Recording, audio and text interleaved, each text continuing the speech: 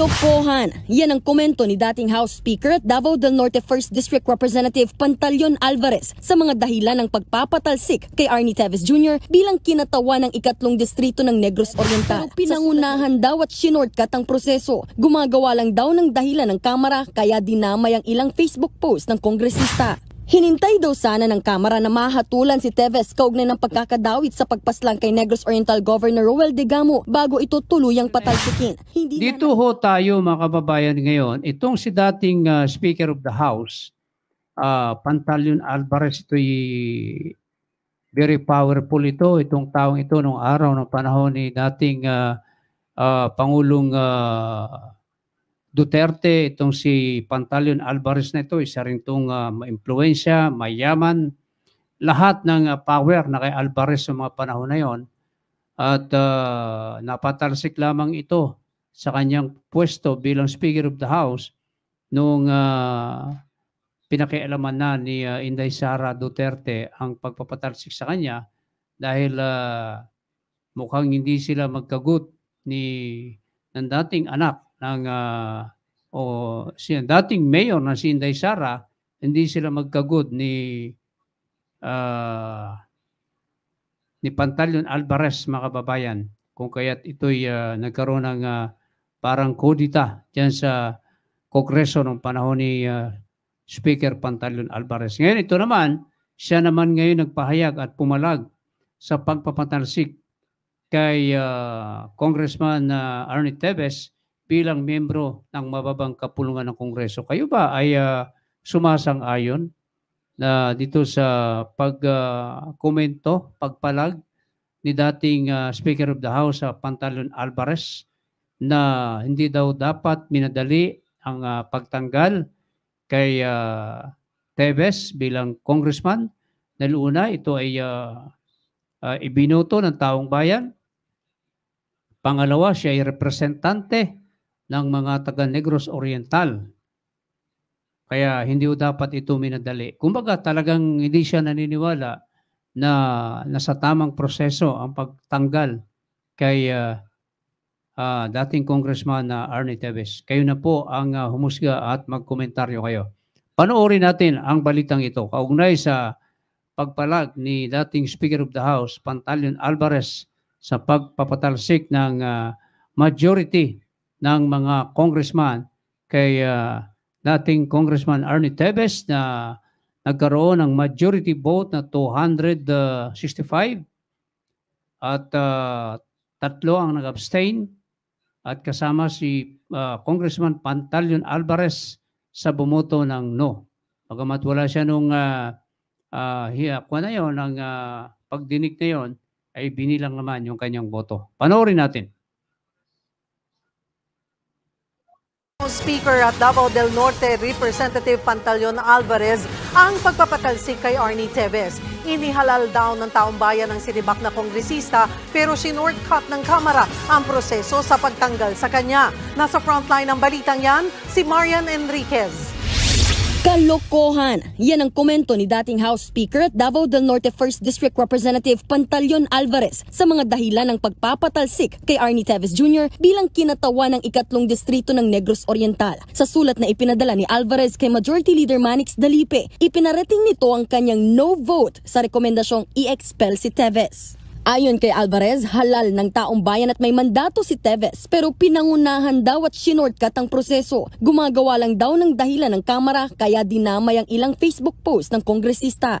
Hinintay daw sana ng Kamara na mahatulan si Teves kaugnay ng pagkakadawit sa pagpaslang kay Negros Oriental Governor Roel Degamo bago ito tuluyang patalsikin. Hindi na naihabol ang boto ni Alvarez dahil absent siya sa sesyon sa plenaryo noong Miyerkules pero ilalagay ito sa record bilang manifestation ng kanyang boto. Matatanda ang 265 ang bumotong pabor na patalsikin si Teves. Walang tumutol at 3 ang nag-abstain. Ang mga miyembro ng Makabayan Bloc na nag-abstain, ikinaalarma ang pagsama ng deklarasyon kay Teves bilang terorista sa mga ikinonsidera sa committee report. Itong anti-terrorism law ay talagang unjustifiable, ay unconstitutional.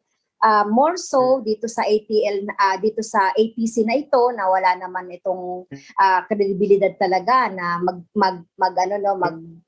mag-designate ng terrorist. At tingin natin wala ito doon sa code of conduct. Talakayin muna natin ito, ano?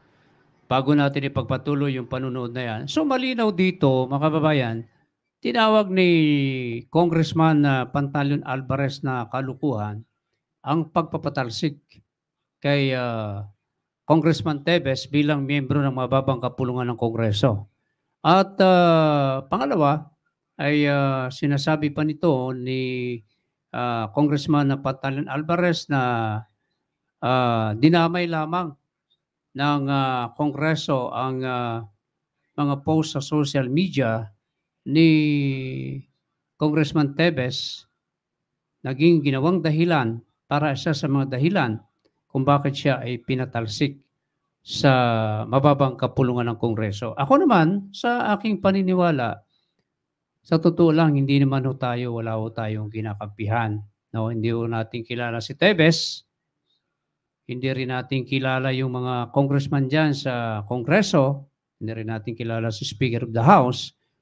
Pero ang tinitingnan natin dito, mga kababayan, yung legalidad, yung malapit sa katotohanan. Alam natin na maraming nagagalit kay Congressman Teves dahil na sinasabi ay mamamatay tao at barumbado.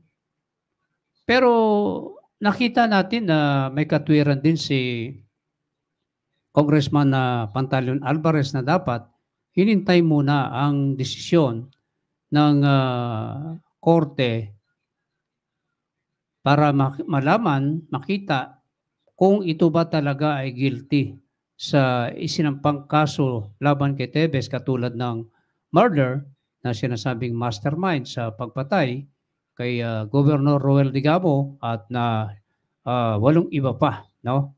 So may katwiran itong si Congressman Pantaleon Alvarez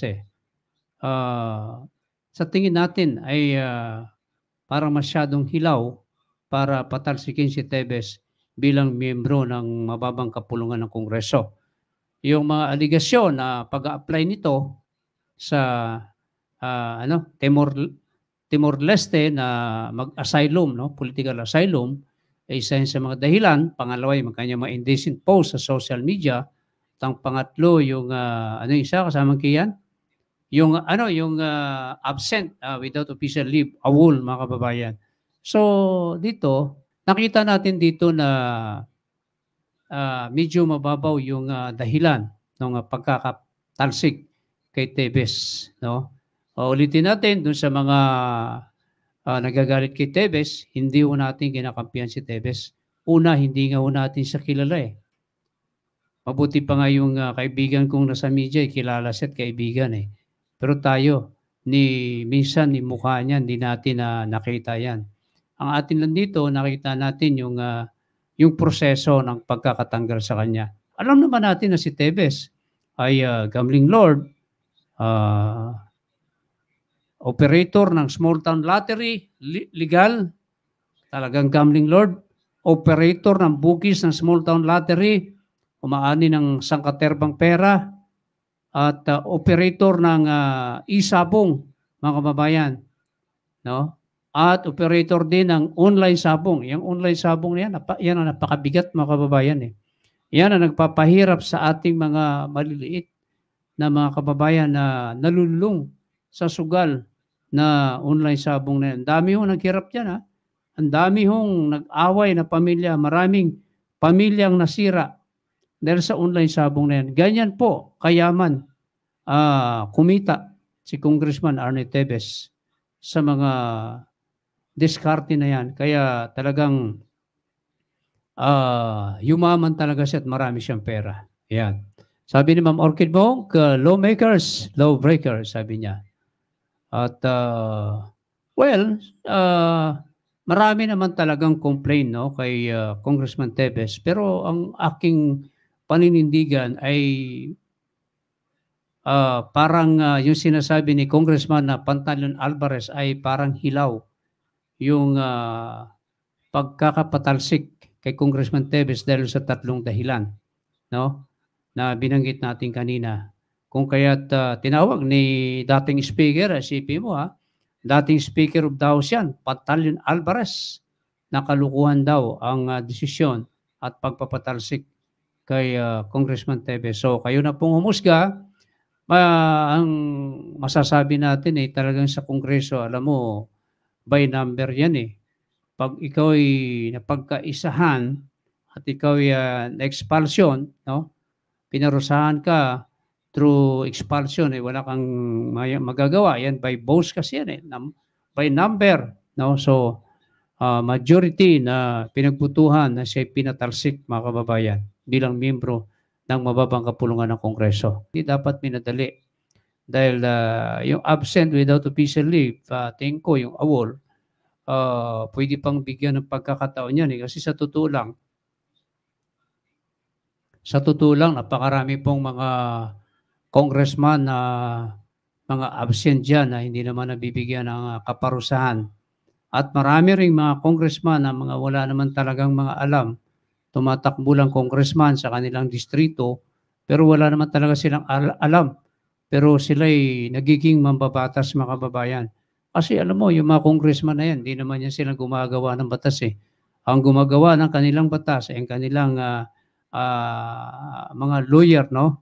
Yung meron silang team ng mga lawyer, yun ang gumagawa ng batas. Yun ang nagre-research. Yung congressman, wala namang alam yan Marami maliban dun sa mga abogadong congressman, yung mga hindi abogadong congressman, hindi natin sa minamaliit. Pero wala talaga silang mga alam dyan. Yung mga congressman na galing sa mayor, hindi rin nila kabisado yan. Paano paggawa ng batas, yung mga article dyan, hindi nila alam yan. Ang gumagawa niyan, mga abogado. Kaya may mga team yan sila. So dito, nakita natin na maraming mga congressman dyan, nalaman din natin na mga absent pero hindi pinapansin. Mas importante ay kumbaga talagang sunod-sunuran sa agos yan ganun talaga So ganyan talaga ang politika, mga kababayan. So abang-abangan natin yan kung anong gagawing pahayag ng mga abogado ni Teves dahil sa ating kasing sa paliwanag kasi ni Teves, siya ay 100% siya naniniwala na may panta sa kanyang buhay kung kaya't hindi siya makauwi-uwi. Hindi siya makakauwi-uwi dahil papatayin daw siya kapag talaga siya ay umuwi ng Pilipinas. Kaya isa yan sa kanyang mga dahilan kung bakit humihingi pa siya ng another extension para lamang maisalba yung kanyang buhay. Sa akin, mga kalatigo, hindi ko naman kilala si Teves, hindi natin kinakampihan. Hindi rin natin kilala Madigamo. So wala tayong kinakampihan at tinitingnan natin dito yung proseso ng ganun-ganun na lang ba ang pagpapatalsik sa isang congressman na binoto ng taong bayan, boses ng taong bayan. Ganun kasimple.